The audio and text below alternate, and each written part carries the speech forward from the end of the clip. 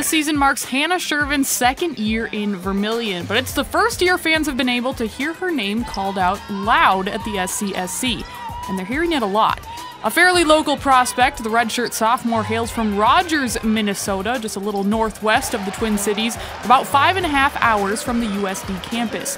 But her journey to suit up for the Coyotes has spanned a much longer distance, both in miles and in time, and it nearly came to a halt before she was able to pick up any speed. I actually wanted to quit in 4th grade. I really wanted to quit, and my mom said, you got to finish out the season because, you started.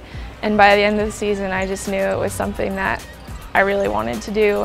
You could say it was a good choice. Fast forward a few years, and the 6'2" hooper was a highly touted recruit coming out of high school.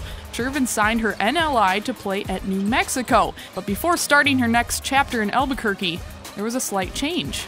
The coach at New Mexico who recruited Hannah wasn't there when Hannah got there to play. The new coach ran a system that was different than the one Hannah was recruited to play in.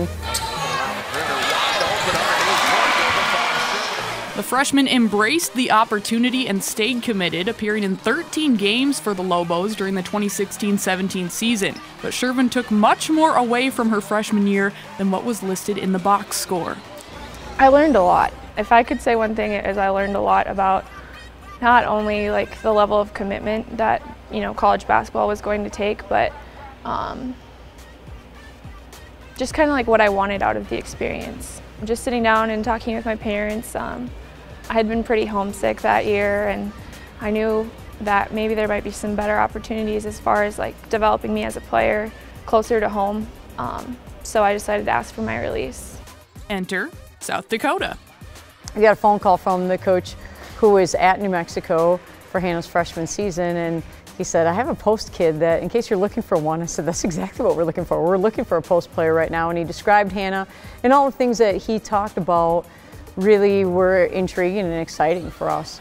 Within about 12 hours of being on campus for her visit, Sjerven committed to USD. She knew she'd have to sit out an entire season due to NCAA transfer rules.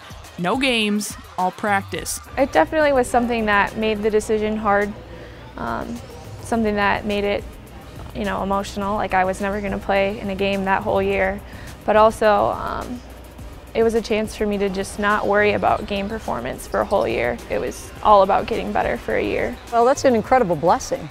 I'm sure that Hannah didn't always see it that way last year because it's hard. It's really hard to take an entire season where you're just practicing and you don't have an opportunity to play in games, and you're excited for your team, but it's different because you're not suiting up for the game. And that's hard. It's really physically, mentally, spiritually, emotionally. That's really, really hard on players to go through that.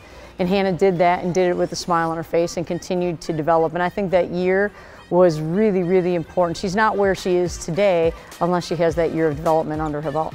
I changed my game a lot in that year, just working on different things, maybe not working so much on the post, more becoming comfortable in her motion, and I honestly don't think that there's been a better year of basketball for me. So whether it was the challenge of sticking with hoops in 4th grade, grinding through a redshirt year with a smile on her face, or now going left or right shoulder over the defense, Sjerven has proven she's pretty good at making choices. It's crazy how, just the little decisions that you make throughout the process can change where you end up, but I'm really glad I ended up here. So.